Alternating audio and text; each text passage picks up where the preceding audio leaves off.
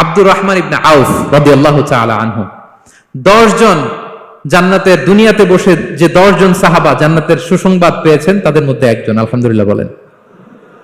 আব্দুর রহমান ইবনে আউফ রাদিয়াল্লাহু তাআলা আনহু প্রথম 8 জন মক্কায় যারা কালিমা পড়ে মুসলমান হয়েছে তাদের একজন। তার স্ট্যাটাসটাকে জেনে নেন।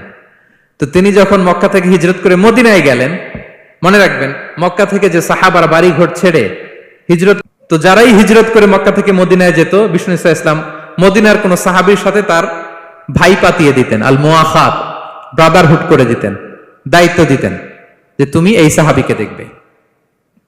তো আব্দুর রহমান ইবনে আউফ রাদিয়াল্লাহু তাআলা আনহু যখন হিজরত করে গেলেন, তার দেখভাল করার জন্য যে সাহাবীর দায়িত্ব পড়ল তার নাম হচ্ছে সাআদ ইবনে রাবিয়া, আনসারী সাহাবী রাদিয়াল্লাহু তাআলা আনহু। বিষ্ণু বললেন, সাআদ, আব্দুর রহমান ইবনে আউফ তোমার ভাই, ভাই বানিয়ে দিলেন। কি বানিয়ে দিলেন? তুমি তাকে টেক কেয়ার করবে, সে হবে তোমার মেহমান। সুবহানাল্লাহ। সাআদ ইবনে রাবিয়া রাদিয়াল্লাহু তাআলা আনহু তিনি আব্দুর রহমান ইবনে আউফকে ডেকে নিয়ে গেলেন, ঘরে নিয়ে গেলেন মেহমানকে, এবং বললেন, ইয়া সাআদ, ইন্নী আকসারুল আনসারি মালান, ম্যাগনেট আমি, no tension, don't worry about it, tension নিও না, আসো, তোমার জন্য আমার কি প্রপোজাল শোনো। ফাআকসিমু লাকা নিসফা মালি, আমার যত সম্পদ আছে আমি অর্ধেক তোমার দিয়ে দিব। সুবহানাল্লাহ। এত আসতে আপনার বাড়িতে কেউ মেহমান হলে করতে পারবেন এরকম? আল্লাহ, কেমন প্রেরণার বাতিঘর তারা। ফাআকসিমু নিসফা মালি, হে আব্দুর রহমান ইবনে আউফ, আমার অর্ধেক সম্পদ তোমারে দিয়ে দিব। এখানেই শেষ না, এরপর বলতে লাগলেন, আমার অনেকগুলো স্ত্রী আছে, সুখের সংসার করবা।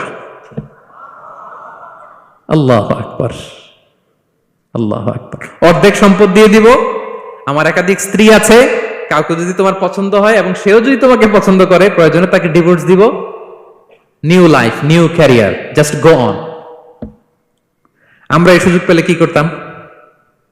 সাথে সাথে অর্ধেক সম্পদ নিয়ে নিতাম, ঠিক কিনা? আব্দুর রহমান ইবনে আউফ প্রেরণার বাতিঘর, উনি কি করলেন? উনি বললেন, লা হাজাতা লি ফি যালিক, আমার ভাই তুমি যে বলছো, এ সাআদ ইবনে রবি, তুমি যে এত চমৎকার প্রপোজাল দিয়েছো, এতেই আমি খুশি, তোমার কোনো কিছুর আমার দরকার নাই। বারাকাল্লাহু লাকা ফি আহলিকা ওয়া মালিক, আল্লাহ তোমার সম্পদেও বরকত দেখ, আল্লাহ তোমার পরিবারেও বরকত দেখ। তবে একটা কষ্ট করতে হবে, সেটা কি? আব্দুর রহমান ইবনে আউফ বললেন, দুল্লানি ইলা সুক, just show me the way to market, মদিনার বাজারটা কোথায় এটা একটু দেখায় দাও। আমি নতুন মানুষ, পথঘাট চিনি না। দুল্লানি ইলা সুক, just show me the way to market of Medina, মদিনার বাজারটা কোন রাস্তা একটু দেখায় দাও। আল্লাহু আকবার। সাআদ ইবনে রবি বললেন, এই তো মদিনার বাজার। উনি যে কিছু ঘি কিনলেন, পনির কিনলেন, কিনে বিক্রি করলেন, প্রফিট করলেন, ওই প্রফিট দিয়ে আরো বেশি করে কিনলেন, আবার বিক্রি করলেন, প্রফিট, আবার বিক্রি করলেন, প্রফিট। এই কেনা বেচা করতে করতে 1-2 মাসের মধ্যে উনি মদিনার one of the biggest business magnate হয়ে গেলেন। আল্লাহু আকবার। কি হাড় ভাঙা পরিশ্রমই না তারা করেছেন। একেবারে রেডি ক্যারিয়ার ছিল, গেলাম সবচেয়ে বড় বিজনেসম্যানের অর্ধেক সম্পত্তি পেয়ে গেলাম। He didn't accept the ready career, rather he made his own path with his own endeavor, নিজের চেষ্টায়, নিজের পরিশ্রমে, নিজের ঘাম ঝরিয়ে নিজের ক্যারিয়ার তৈরি করেছেন। চিল্লায় বলেন ঠিক কিনা?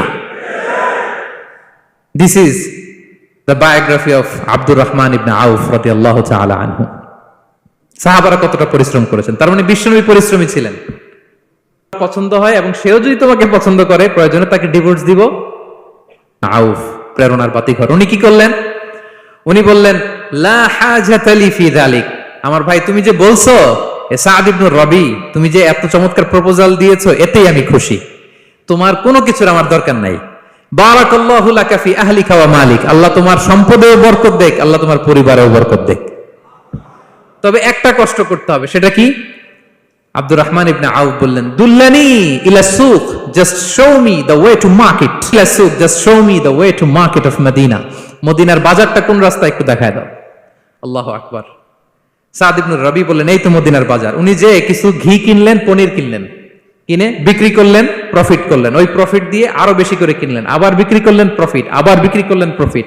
এই কেনা বেচা করতে করতে 1-2 মাসের মধ্যে উনি মদিনার one of the biggest business magnate হয়ে গেলেন।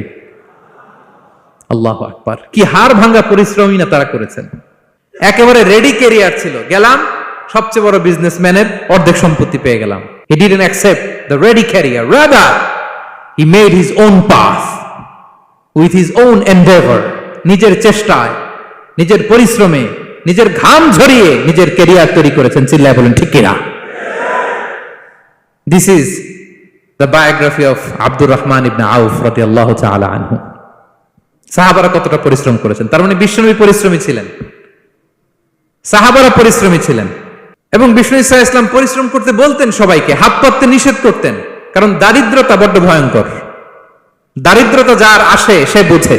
বাংলা একটা কথা আছে, অভাব যখন দরজায় এসে দাঁড়ায়, ভালোবাসা তখন, হ্যাঁ সবার মুখস্থ দেখছেন, অভাব যখন দরজায় এসে দাঁড়ায়, ভালোবাসা তখন জানলা দিয়ে পালায়। দারিদ্রতা ঈমান কেড়ে নেয়। আপনি পার্বত্য চট্টগ্রামের অবস্থা জানেন, আমাদের বাংলাদেশের পাহাড়ি এলাকার অবস্থা জানেন, ওখানে আমাদের গরিব মুসলিম ভাইদেরকে সামান্য কিছু টাকা পয়সা দিয়ে ওদেরকে খ্রিস্টান বানিয়ে ফেলতেছে মিশনারি গুলো। এই খবর তো আমরা রাখি না। দারিদ্রতা বড্ড ভয়ঙ্কর। এজন্য বিষ্ণু ইসা ইসলাম দারিদ্রতা থেকে আল্লাহর কাছে পানাহ চাইতেন। তিনি বলতেন, আল্লাহুম্মা ইন্নী আউযু বিকা মিনাল ফাকরি ওয়াল কিল্লাতি ওয়াদ-দিল্লা। ও আল্লাহ, I seek refuge with you from poverty, from insufficiency and humiliation. ও আল্লাহ, আমি তোমার কাছে দারিদ্রতা থেকে পানাহ চাই। ও আল্লাহ, আমি তোমার কাছে স্বল্পতা থেকে পানাহ চাই। ও আল্লাহ, আমি তোমার কাছে লাঞ্ছনা থেকে পানাহ চাই। পড়েন আমিন। এই দোয়াটা বেশি বেশি পড়বেন। আল্লাহুম্মা ইন্নী আউযু বিকা মিনাল ফাকরি ওয়াল কিল্লাতি ওয়াদ-দিল্লা। হে আল্লাহ, আমি দারিদ্রতা থেকে পানাহ চাই। আল্লাহ, স্বল্পতা থেকে পানাহ চাই। আল্লাহ, লাঞ্ছনা থেকে পানাহ চাই। সবাই পড়ুন আমিন। বিষ্ণু ইসা ইসলাম যে দোয়াগুলো শিখিয়েছেন, এগুলো হচ্ছে very precise in wording but comprehensive in meaning.